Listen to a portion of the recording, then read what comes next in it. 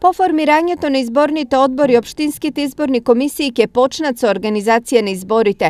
Што и како имаат обврска им беше соопштено денес во Штип на првиот едукативен семинар организиран од Државната изборна комисија. Тука влегуваат повеќе активности во рамки на организацијата, како обиколка на избирачките места кои што се во надлежност на Општинската изборна комисија, прием на известувањата за гласање на болни или немокни лица или лица кои се во куќен притвор, прием на изборниот материјал и негово обезбедување од страна на Државната изборна комисија, потоа координативни состаноци со Министерството за внатрешни работи и така натаму.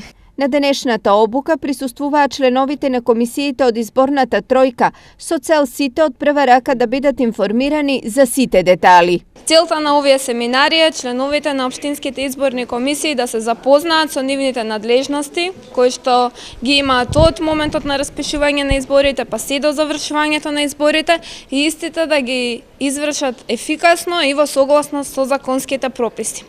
Ова е само првиот од серијата од 3 семинари кои што ќе се одржат за општинските изборни комисии до денот на одржување на изборите. Наредниот семинар ќе биде посветен на начинот на работење на извршните одбори, а на последниот ќе биде презентиран видео прирачникот кој Државната изборна комисија го подготвува во моментов.